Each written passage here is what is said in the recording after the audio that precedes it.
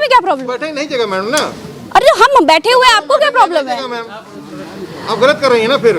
दोस्तों, बनारस की दाल मंडी का सच जब उल्टा चश्मा यूसी ने दिखाने की कोशिश की तो पुलिस रोकने लगी। प्रज्ञा जी ने दाल मंडी में हो रही तोड़फोड़ के बीच वहां जाकर लोगों की आवाज उठाना चाहा तो पूरा पुलिस प्रशासन उन्हें रोकने में लग गया। आप तस्वीरों में देखिए कैसे जब वो गिराए हुए घरों का मंजर दिखाने की कोशिश कर रही थी तो पुलिस उन्हें निकालने के पीछे पड़ गई। आखिर ऐसा क्या है कि मीडिया को रिपोर्टिंग से भी ये सरकार, ये प्रशासन रोकने लगा है? सबसे पहले आप देखिए प्रज्ञा जी को रिपोर्टिंग करने से किस तरह से रोका जा रहा था। पीछे हो जाइए प्लीज।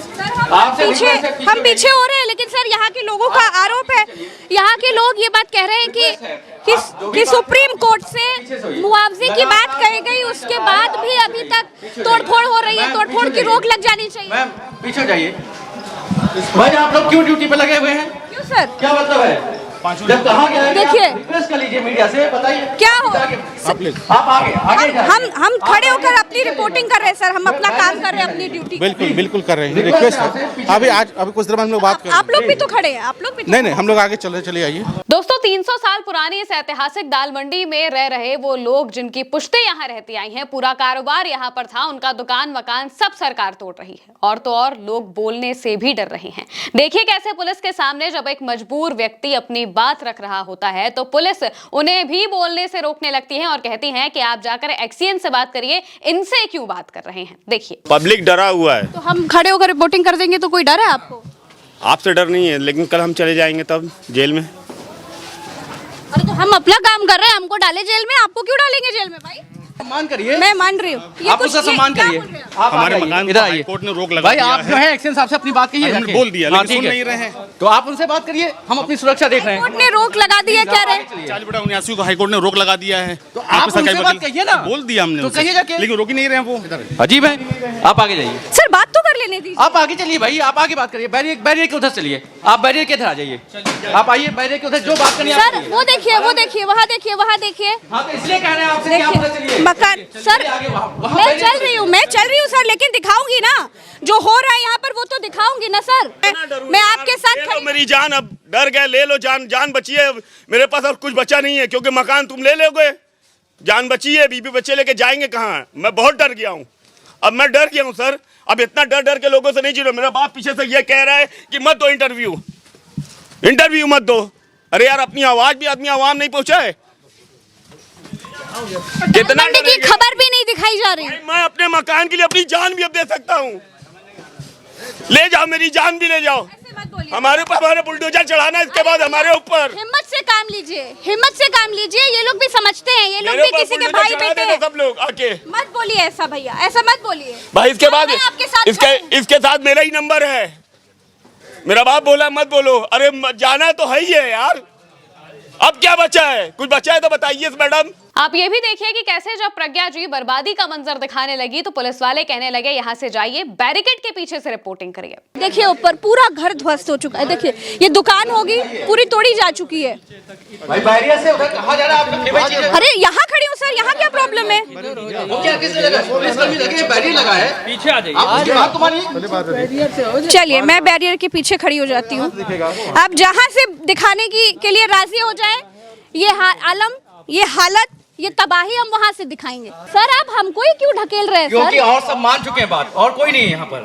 बाकी सब अपनी जो हमने एडवाइस जारी की, देखिए वो सब पीछे हैं। दोस्तों, दाल मंडी में प्रशासन का दंश झेल रहे लोगों का आरोप है कि कोर्ट से स्टे लेने के बावजूद भी तोड़फोड़ की जा रही है। किसी की भी गुहार को नहीं सुना जा रहा है। देखिए, आप अपनी बात तो कहिए बाबूजी। इस पर 3 स्टे था, उसके बाद भी तोड़ दिया गया। 3 स्टे था जी, आपने बताया? इन लोग सब दे दिया, नोटिस दिखाया था? कुछ ने सब चपका दिया, उसके बाद भी तोड़ दिया गया।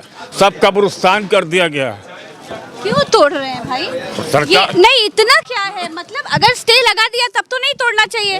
लोगों का आरोप है कि लोगों को मुआवजा नहीं मिला है, ये बहुत बड़ा सवाल है भाई। अगर लोग ये कह रहे हैं कि मुआवजा नहीं मिला है तो आप ये चौड़ीकरण किसकी सुविधा के लिए कर रहे हैं? नागरिकों की सुविधा के लिए कर रहे हैं ना।